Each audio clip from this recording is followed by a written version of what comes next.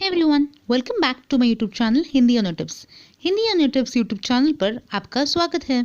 आज हम बात करेंगे अहमद नदीम कासमी जी की। उर्दू के जाने माने रचनाकार, इनकी जन्मभूमि पाकिस्तान है। Today we'll be talking about Ahmad Nadeem Qasmi, a well-known Urdu writer from Pakistan. इनकी कलम ने साहित्य के हर विधा में अपना जादू चलाया। एक सशक्त पत्रकार और साहित्य आलोचक वे रहे। His pen moved in almost every form of literature. He was a great journalist and a literary critic. अपनी लघु कथाओं और कविताओं के लिए प्रख्यात, उन्होंने उर्दू साहित्य के विकास में महत्वपूर्ण भूमिका निभाई। Famous for his short stories and poetries, he played a major role in flourishing the Urdu literature. आज हम अहमद नदीम कासमी जी की जानी मानी कहानी जलेबियाँ पर प्रकाश डालेंगे। Today we'll be talking about a very famous story called Jalebis by Ahmad Nadeem Qasmi. इस कहानी में बचपन की नादानी और बाल मनोविज्ञान को केंद्र में रखा गया है। यह पूरी कहानी एक छोटे बच्चे के आसपास घूमती है जो अपनी पाठशाला की फीस से जलेबियां खरीदता है और बाद में पछताता है। This story highlights child innocence and put forward child psychology. It is all about how a boy spends his school fees on jalebis and regrets later. तो चलिए कहानी को समझते हैं। कहानी के लेखक ही कहानी के सूत्रधार हैं। वही पाठकों को अपने बचपन की एक घटना के बारे में बताते हैं। मुन्ना एक ईमानदार बच्चा है जो कम्बेलपुर के एक सरकारी पाठशाला में 5वीं कक्षा में पढ़ता है। पाठशाला में फीस जमा करने का दिन होने के कारण वह 4 रुपए लाया था। मास्टर गुलाम मोहम्मद, जिनके हाथों फीस जमा करने का जिम्मा था, उनकी अनुपस्थिति के चलते फीस दूसरे दिन जमा करनी थी। मुन्ना जब पाठशाला से घर की ओर जा रहा था, तब उसके जेब में रखे सिक्के उससे बातें करने लगे और उसे बाजार से गरम गरम जलेबियां खाने की बात कहने लगे। मुन्ना जो जलेबियों को पसंद करता था, पाठशाला के फीस से जलेबियां खरीदने की बात उसे ठीक नहीं लगी और उसने मना कर दिया। पर सिक्के नहीं माने। उन्होंने खर्च होने का मन बना लिया था। उन्होंने मुन्ना को उसके स्कॉलरशिप की फीस जो उसे अगले दिन मिलने वाली थी, फीस के तौर पर आगे करने का सुझाव दिया। मुन्ना फिर भी अपनी बात पर अड़ा रहा और उन्हें खर्च ना करके सीधे अपने घर गया। उसके घर पहुंचने के बाद भी सिक्कों की खनखन कम नहीं हुई। उनकी बातों से तंग आकर मुन्ना दौड़कर बाजार जाता है और पूरे 1 रुपए की जलेबियां खरीदता है। 1 रुपए उस समय बहुत बड़ी रकम हुआ करती थी। 1 रुपए से उसे पहाड़ जितनी जलेबियां मिलती हैं। जैसे ही वो उन जलेबियों का मजा लेने वाला होता है, उसे उसके चाचा कोर्ट से लौटते हुए दिखते हैं। उन्हें देखकर वो तुरंत एक गली में छिप जाता है और जलेबियों का मजा लेने लगता है। पेट भर जाने के बाद मुन्ना बची हुई जलेबियों को बच्चों, गरीबों और भिखारियों में बांट देता है।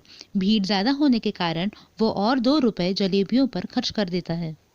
दूसरे दिन जब वह पाठशाला पहुंचता है, तब उसे पता चलता है कि जो स्कॉलरशिप उसे उस दिन मिलने वाली थी, वह उसे उस महीने मिलने वाली है और पाठशाला की फीस भोजन के अंतराल के समय जमा करनी है। घबराया और चिंतित मुन्ना पाठशाला से भाग जाता है और घूमते हुए कम्बेलपुर स्टेशन के पास पहुंचता है और पूरे रास्ते वह लमिया से विनती करता है कि बस एक बार वो उसे इस मुसीबत से बचा ले और वो ऐसी गलती दोबारा कभी नहीं करेगा। पास पड़े एक पत्थर को देखकर वह लमिया से विनती करता है कि वह उस पत्थर के नीचे उसकी पाठशाला की फीस रख दे। पत्थर को उठाने के बाद उसके नीचे एक कीड़े को देखकर उसका दिल टूट जाता है। दूसरे दिन भी वह यही करता है, पर दूसरे दिन की बात थोड़ी और होती है। उसके पाठशाला से गायब रहने की बात उसके घर पर पता चल जाती है। उसके बाद जो होता है वो हर घर की कहानी है।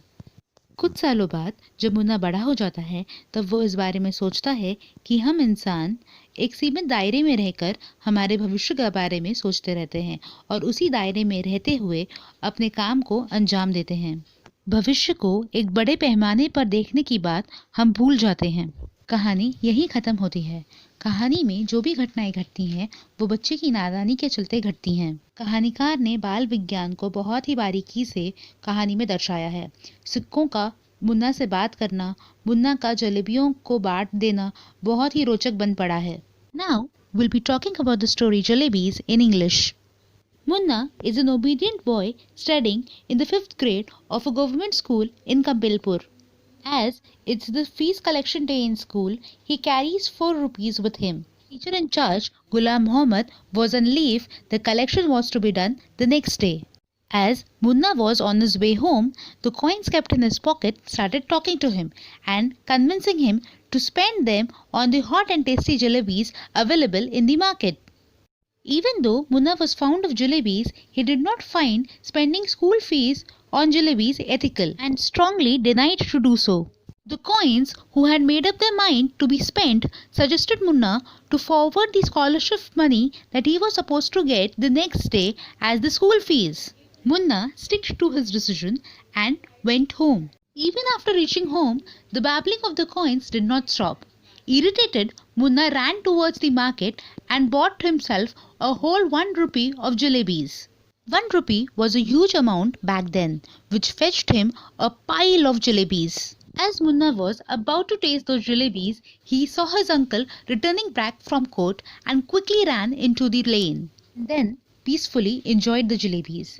As he was full, he then distributed the remaining jalebis to children, poor people and the beggars. Seeing the crowd increasing, he then again spent 2 rupees on jalebis. The next day when he reaches school, he understands that the scholarship which was due on that day would be paid in that month and the fees was supposed to be submitted in the recess. Knowing this, Munna gets scared as things did not go as he planned. All scared and frightened, Munna runs out of the school and reaches the Kampilpur station. All the way along, he prays to the Almighty Allah to forgive him and that he would never commit such a mistake ever again. Sitting under a tree, he sees a huge stone beside him and prays to the Almighty to keep his school fees beneath it. Seeing a worm after lifting the stone, he is heartbroken. As it's time for the school to end, he reaches the school and waits for the final bell to ring and then returns home as a normal day. Munna does the same thing the next day, but there is a difference in the next day as his absence from the school has been notified to his house. And what happens next is the story of every household. Later, as Munna grows up, he realizes that we humans always look at the smaller picture and keep on working for its fulfillment, whereas there is always a bigger picture waiting for us ahead. Here the story ends. The story Jalebis revolves completely around a child who is dealing with the situations that arise due to his innocence. Even though the story deals with child psychology, it is quite practical. It will also make the readers have a walk down their memory lane and recollect their memories of the childhood. I have written a detailed blog about the same. The link is in the description below. मैंने एक विस्तृत blog इस कहानी पर लिखा है, उसका link description box में है. Do subscribe to my channel, press the notification bell, like, share and comment on the video. And most importantly, keep smiling. आज के लिए बस इतना ही. मेरे चैनल को सब्सक्राइब करें, नोटिफिकेशन बेल पर क्लिक करें, वीडियो को लाइक, शेयर और उस पर कमेंट करें और सबसे इम्पोर्टेंट मुस्कुराते रहें.